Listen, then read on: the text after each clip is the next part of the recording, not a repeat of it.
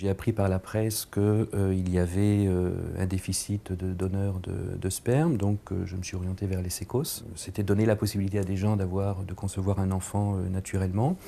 Donc voilà, c'est un acte que j'ai fait complètement gratuit. J'ai moi-même une petite fille, enfin nous avons une petite fille, donc nous allons avoir un deuxième enfant très bientôt. Et effectivement, c'est une joie au quotidien d'avoir des enfants, et le fait de ne pas en avoir alors que des couples souhaitent en avoir, bon, je considère que si je peux les aider, bon, je le fais sans aucun problème. Lorsque j'ai appris qu'il y avait des familles qui étaient en attente et qu'il n'y avait pas assez de donneurs, bon, j'ai pris la décision de donner. On en a parlé avec ma femme. Bon, ça n'a posé absolument aucun problème puisque bon, on avait des enfants et elle trouvait que c'était plutôt même bien de pouvoir donner à partir du moment où ça pouvait rendre service à un couple dans le besoin. Lorsque j'ai pris la décision d'être donneur, eh bien, je me suis orienté vers le sécos le plus proche de mon domicile et on a pris rendez-vous très facilement avec l'hôpital, en fonction de mes disponibilités, en fonction des leurs, et on a trouvé sans aucun problème de nombreuses dates pendant lesquelles enfin, je pouvais me rendre à l'hôpital. Alors en fait, on prend rendez-vous, on a un premier entretien. Dans le premier entretien, on nous demande finalement quelles ont été nos motivations pour faire le don. Et puis après, on nous explique le processus. Donc dans le processus, en fait, on est invité à venir entre 4 et 6 fois selon la taille de l'éjaculat, en fait.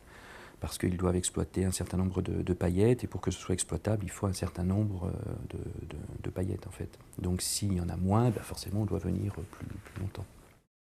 Une fois qu'on l'a fait une fois, ben, on le fait mécaniquement sur les séances suivantes. Et puis la troisième fois, donc là c'est une séance qui dure un petit peu plus longtemps parce que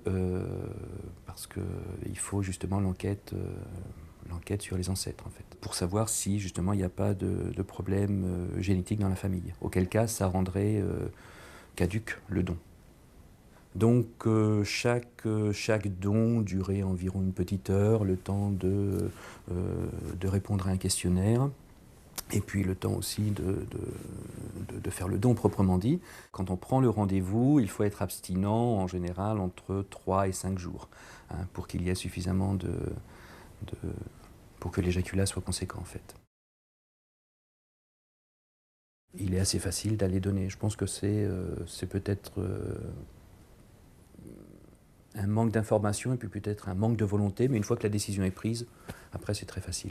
J'en ai parlé à ma famille, j'en parle aussi à des collègues, justement, ça a donné l'occasion d'en parler à des collègues la semaine dernière, et ils étaient surpris, et puis finalement ils se sont dit que bah, c'était pas bête, et que, bon, je ne sais pas s'ils le feront, mais si on le leur demandait, je pense qu'ils le feraient sans problème.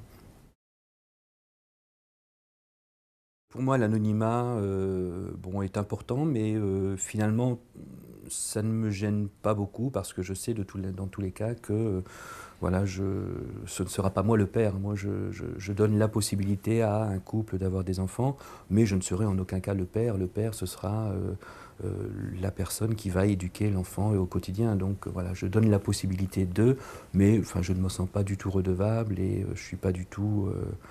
enfin, je suis pas du tout un héros, quoi. Et c'est peut-être aussi comme ça que je conçois le don. C'est-à-dire que, voilà, à un moment donné, j'ai donné, et puis, voilà, après, advienne que pourra. S'il est utilisé, tant mieux. S'il n'est pas utilisé, tant pis. Mais je ne souhaite pas non plus, dans 15 ans, qu'on me contacte pour dire, voilà, c'est toi mon père biologique. Ce sera les parents qui vont avoir l'enfant, qui seront les véritables parents. Mais voilà, j'aurais peut-être contribué à rendre des parents heureux.